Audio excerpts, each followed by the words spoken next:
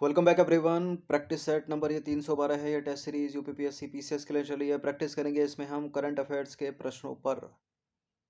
तो चलिए स्टार्ट करते हैं। इंपॉर्टेंट है सारे के सारे प्रश्न। तो क्वेश्चन नंबर 1 है यहाँ पर, हाल ही में समाचारों में रही क्षेत्रीय कनेक्टिविटी योजना यानी उड़ान, जिसको जाना जाता है उड़े देश का आम नागरिक के रूप में भी, को कब शुरू किया गया था? कब शुरू किया गया था इसको? उड़ान योजना को वर्ष 2016 में शुरू किया गया था इसको। ऑप्शन नंबर बी है इसका आंसर। क्यों है न्यूज़ में? हाल ही में प्रधानमंत्री नरेंद्र मोदी ने क्षेत्रीय संपर्क योजना उड़ान यानी उड़े देश का आम नागरिक के तहत विकसित 3 हवाई अड्डों का उद्घाटन किया है। ये हवाई अड्डे कहाँ पर हैं? एक तो उत्तर प्रदेश में है, इसलिए इंपॉर्टेंट है। उत्तर प्रदेश में सहारनपुर हवाई अड्डा, छत्तीसगढ़ में अंबिकापुर हवाई अड्डा और मध्य प्रदेश में रीवा हवाई अड्डा। उड़ान यानी उड़े देश का आम नागरिक योजना के बारे में जाने तो यह एक क्षेत्रीय हवाई अड्डा विकास और भारत सरकार की क्षेत्रीय कनेक्टिविटी योजना है। इसे वर्ष 2016 में शुरू किया गया था। प्रश्न पूछने का तरीका कुछ भी हो सकता है। 3 हवाई अड्डों के नाम पूछ सकता है, कब शुरू किया गया था, आधार बेस बनाकर प्रश्न पूछ सकता है। इन सभी प्रश्नों का फुल टेस्ट पीडीएफ परचेज कर सकते हैं नंबर इस पर व्हाट्सअप करके। क्वेश्चन नंबर 2 पर आ जाइए। कथन कारण वाला ये सवाल है। तो कथन है क्या? वर्ष 1930 के बाद से भारत में कार्यरत किसी भी भारतीय वैज्ञानिक को विज्ञान के क्षेत्र में नोबेल पुरस्कार प्राप्त नहीं हुआ है। कारण, भारत का एकमात्र विज्ञान का नोबेल पुरस्कार वर्ष 1930 में भौतिकी के क्षेत्र में डॉक्टर सीवी रमन को प्राप्त हुआ था।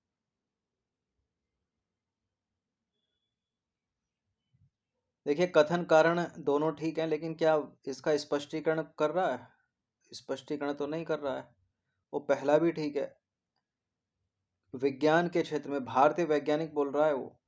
वर्ष 1930 के बाद से भारत में कार्यरत किसी भी भारतीय वैज्ञानिक को, वैज्ञानिक कौन होता है? भौतिकी का, रसायन का और चिकित्सा का। ठीक है, तो करेक्ट है बिल्कुल पहला स्टेटमेंट। दूसरा भी सही है। कथन कारण दोनों सही है, लेकिन स्पष्टीकरण या व्याख्या तो कर ही नहीं रहा इसकी। ए है इसका आंसर। हाल ही में नोबेल पुरस्कार का पुरस्कार वितरण हुआ। अलग अलग क्षेत्रों में विश्व के अनेक लोगों को या संगठनों को नोबेल पुरस्कार से सम्मानित किया गया। भारत का उसमें कोई भी नहीं था, ना कोई संगठन ना भारतीय। देखिए, वर्ष 1930 के बाद से भारत में कार्यरत किसी भी भारतीय को विज्ञान के क्षेत्र में अर्थात भौतिकी में, रसायन में, चिकित्सा विज्ञान में नोबेल पुरस्कार प्राप्त नहीं हुआ है। ठीक है, 93-94 साल हो गए। भारत में नोबेल पुरस्कारों की कमी को प्रायः भारतीय विज्ञान की स्थिति का प्रतिबिंब माना जाता है, हालांकि अन्य कारक भी इसमें भूमिका निभाते हैं। भारत एवं विज्ञान का नोबेल पुरस्कार। देखिए, भारत का एकमात्र विज्ञान का नोबेल पुरस्कार वर्ष 1930 में भौतिकी के क्षेत्र में डॉक्टर सीवी रमन को प्राप्त हुआ था। 3 अन्य भारतीय मूल के वैज्ञानिकों को यह सम्मान प्राप्त हुआ, किंतु उन्होंने अपना कार्य भारत से बाहर किया है। और जब उन्हें सम्मानित किया गया उस समय वे भारत के नागरिक नहीं थे। कौन कौन थे वो थे डॉक्टर हरगोविंद खुराना, 1968 में चिकित्सा के क्षेत्र में नोबेल पुरस्कार। सुब्रमण्यम चंद्रशेखर को 1983 में भौतिकी के क्षेत्र में नोबेल पुरस्कार। वेंकट रमन रामकृष्णन को वर्ष 2009 में रसायन विज्ञान के क्षेत्र में नोबेल पुरस्कार। वर्ष 1901 में नोबेल पुरस्कारों की शुरुआत के बाद से नोबेल पुरस्कार पाने वाले भारतीय मूल के व्यक्ति निम्नलिखित हैं। भारतीय नागरिकों के अगर देख लें हम, तो वर्ष 1913 में रविन्द्रनाथ टैगोर को साहित्य के क्षेत्र में नोबेल पुरस्कार मिला। 1930 में सीवी रमन को भौतिकी के क्षेत्र में नोबेल पुरस्कार मिला। 1979 में मदर टेरेसा को शांति के क्षेत्र में नोबेल पुरस्कार मिला। 1998 में अमर्त्य सेन को आर्थिक विज्ञान के क्षेत्र में, इकोनॉमिक्स में नोबेल पुरस्कार मिला। और वर्ष 2014 में कैलाश सत्यार्थी को शांति के क्षेत्र में नोबेल पुरस्कार मिला। सबसे नवीनतम है 2014 का कैलाश सत्यार्थी को प्राप्त शांति का नोबेल पुरस्कार भारत के लिए। तो यह है भारत के परिदृश्य में नोबेल पुरस्कार का अभी तक का जितना भी है, याद रखिएगा इसको।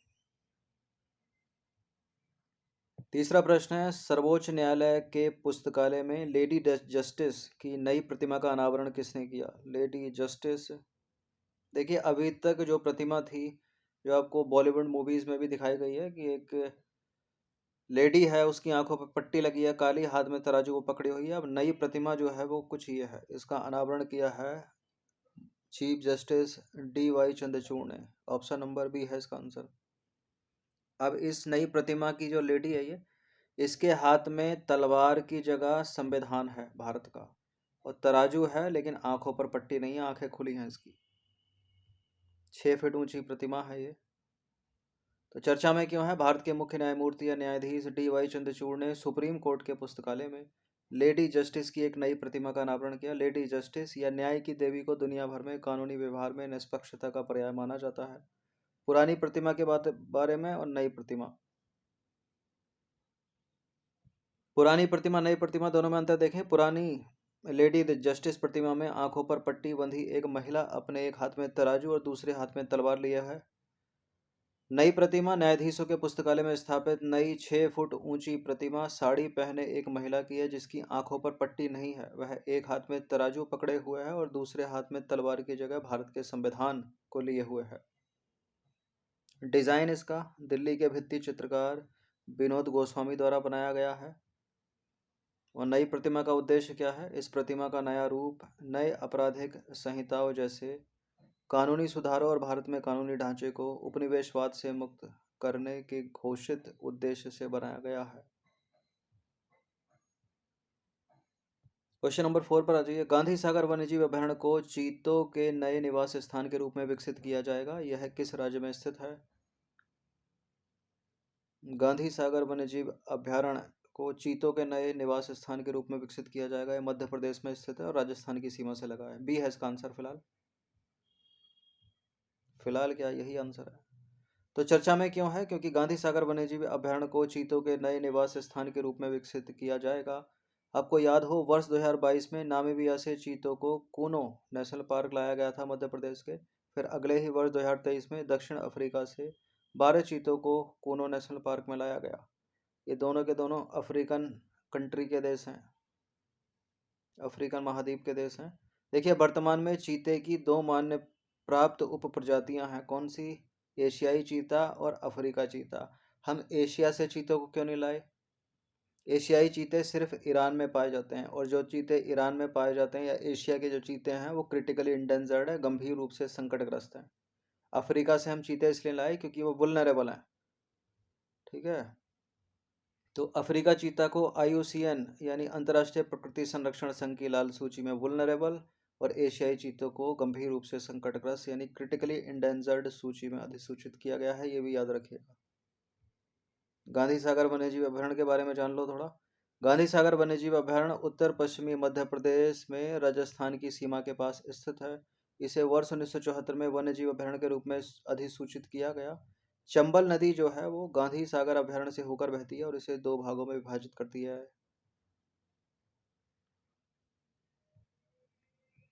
क्वेश्चन नंबर 5 पर आ जाइए। हाल ही में किस हवाई अड्डे पर देश के पहले स्वचालित इंडोर वायु गुणवत्ता मॉनिटर पवना चित्रा का अनावरण किया गया?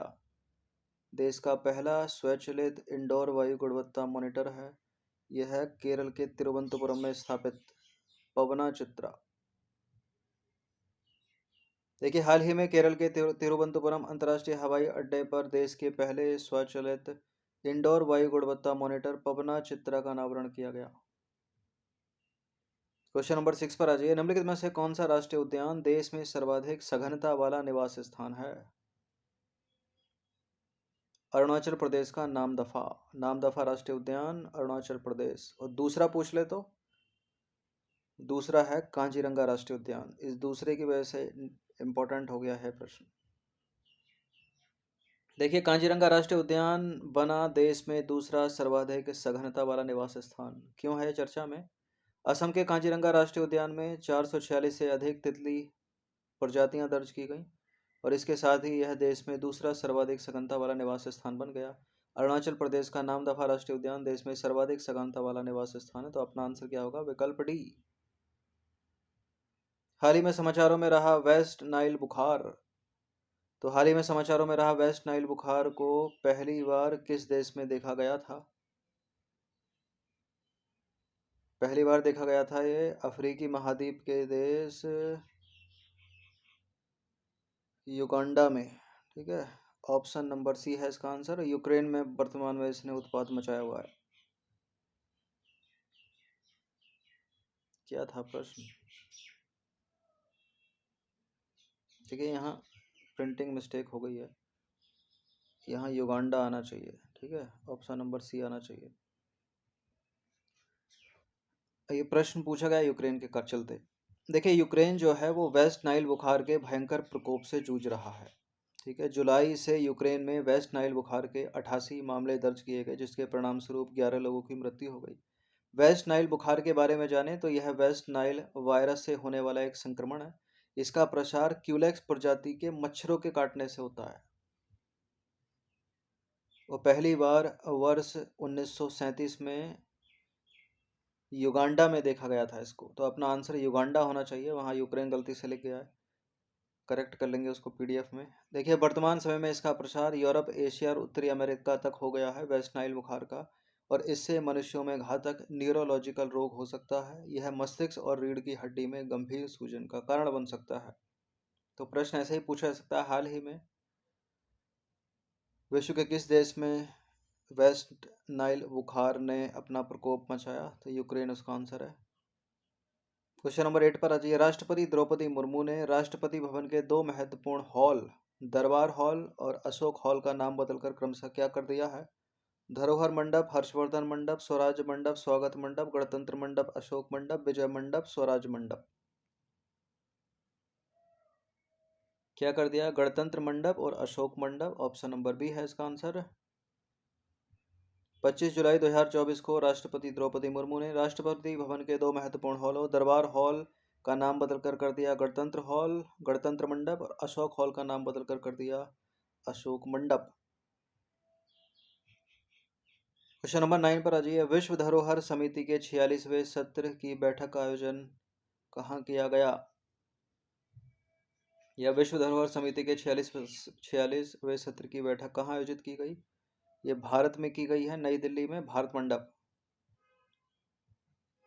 विश्व धरोहर समिति के 46वीं सत्र की बैठक 21 से 31 जुलाई 2024 तक नई दिल्ली के भारत मंडप में आयोजित की गई। 21 जुलाई 2024 को भारत के प्रधानमंत्री नरेंद्र मोदी ने इसका उद्घाटन किया था। विश्व धरोहर समिति के 46वें सत्र की मेजबानी भारत द्वारा विकास भी विरासत भी की थीम के साथ की गई थी। ठीक है, थीम क्या है इसकी? विकास भी विरासत भी, और भारत द्वारा पहली बार विश्व धरोहर समिति की बैठक की मेजबानी की गई, इसलिए इंपॉर्टेंट हो जाता है प्रश्न। 15 प्रश्न है इसमें। 20 जुलाई 2024 को किसने राष्ट्रीय जिला खनिज फाउंडेशन पोर्टल लॉन्च किया? राष्ट्रीय जिला खनिज फाउंडेशन पोर्टल लॉन्च किया है किसने? केंद्रीय कोयला एवं खान मंत्री जी किशन रेड्डी ने। तो गृह मंत्री अमित शाह को हटा दीजिए, प्रधानमंत्री नरेंद्र मोदी को हटा दीजिए, नीति आयोग को हटा दीजिए। 20 जुलाई 2024 को केंद्रीय कोयला एवं खान मंत्री जी किशन रेड्डी ने राष्ट्रीय जिला खनिज फाउंडेशन पोर्टल लॉन्च किया। यह पोर्टल देश भर के जिला खनिज फाउंडेशनों के बारे में जानकारी एकत्र करने के लिए एक केंद्रीकृत प्लेटफॉर्म है, इसलिए इम्पोर्टेंट है। क्वेश्चन नंबर 11 पर आ जाइए। 17 जुलाई 2024 को अंतर्राष्ट्रीय क्रिकेट परिषद आईसीसी यानी इंटरनेशनल क्रिकेट काउंसिल ने 6 देशों को क्रिकेट की दुनिया में उनके परिवर्तनकारी काम के लिए वर्ष 2023 के आईसीसी डेवलपमेंट पुरस्कार का विजेता घोषित किया। आपको बताना है कि इनमें से कौन सा देश उसमें शामिल नहीं है। 6 देशों को प्रदान किया गया आईसीसी डेवलपमेंट पुरस्कार। नेपाल को प्रदान किया गया, स्कॉटलैंड को प्रदान किया गया, संयुक्त अरब अमीरात को प्रदान किया गया, भारत नहीं है इसमें शामिल। डी है इसका आंसर। 17 जुलाई 2024 को अंतर्राष्ट्रीय क्रिकेट परिषद आईसीसी ने 6 देशों को क्रिकेट की दुनिया में उनके परिवर्तनकारी काम के लिए वर्ष 2023 के आईसीसी डेवलपमेंट पुरस्कार का विजेता घोषित किया गया। ये 6 पुरस्कार विजेता देश कौन कौन से हैं?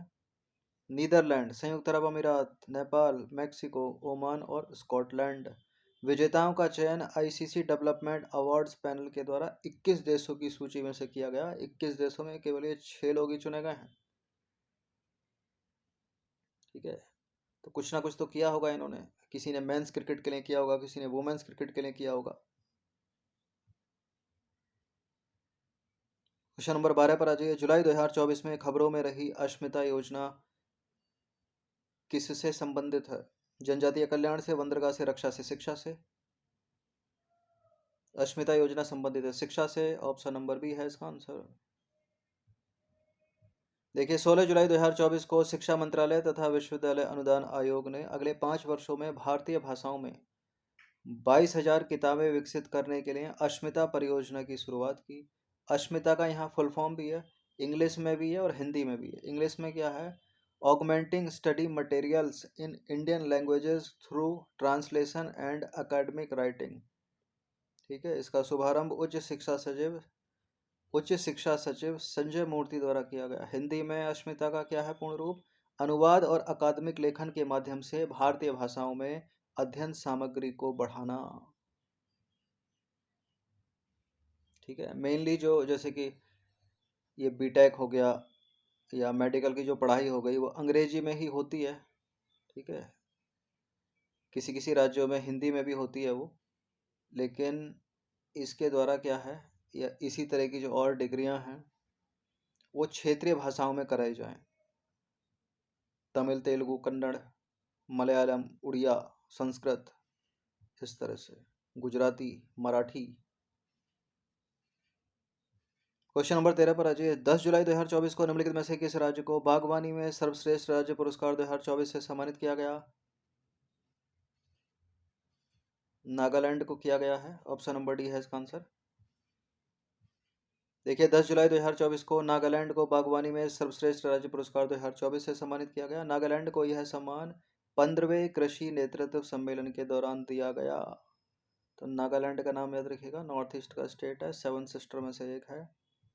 और यह जो पुरस्कार है राज्य को, कौन से राज्य को? नागालैंड को बागवानी विकास के लिए अभिनव कार्यक्रमों और नीतियों को पेश करने में उत्कृष्ट कार्य के लिए दिया गया है।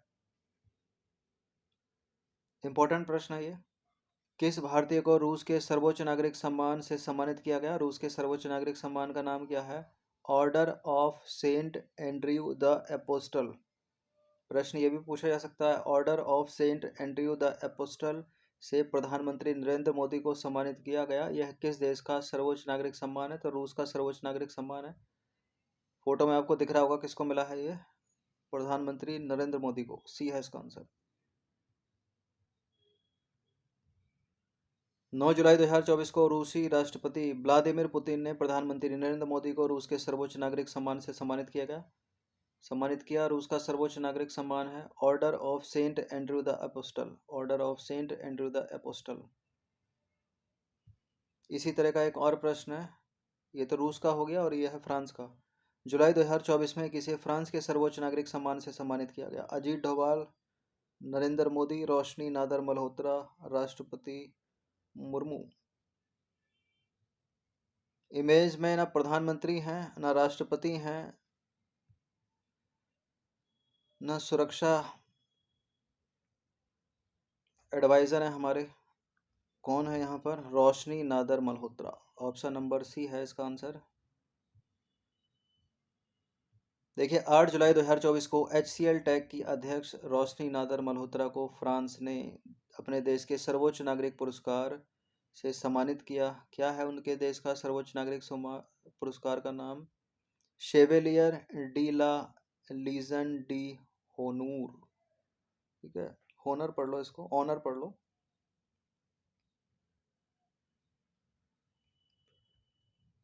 फ्रांस के राष्ट्रपति की ओर से भारत में फ्रांस के राजदूत महामहिम श्री थियरी मथो द्वारा रोशनी नादर को इस पुरस्कार से सम्मानित किया गया।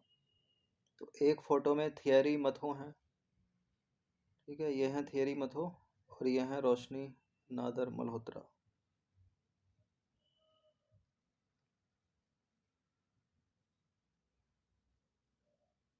इंग्लिश में बोलते हैं इसको knight of the legion of honour, France का। रोशनी नादर को यह पुरस्कार क्यों मिला? व्यापार जगत में उनके उत्कृष्ट योगदान, फ्रांस और भारत के बीच आर्थिक संबंधों को बढ़ावा देने के निरंतर प्रयास, साथ ही सामाजिक और पर्यावरणीय कारणों के प्रति उनकी अटूट प्रतिबद्धता के लिए दिया गया। पुरस्कार की पृष्ठभूमि को हम देखें तो नेपोलियन बोनापार्ट के द्वारा 1802 में स्थापित लीजन डी ऑनर फ्रांस के लिए उत्कृष्ट सेवा के लिए फ्रांसीसी गणराज्य द्वारा दिया जाने वाला सर्वोच्च नागरिक पुरस्कार है ये। और यह पुरस्कार प्राप्तकर्ता की राष्ट्रीयता को ध्यान में ना रखते हुए किसी को भी प्रदान किया जा सकता है। 24 में प्रदान किया गया रोशनी नादर मल्होत्रा को। ठीक है, लीजन ऑफ ऑनर फ्रांस का।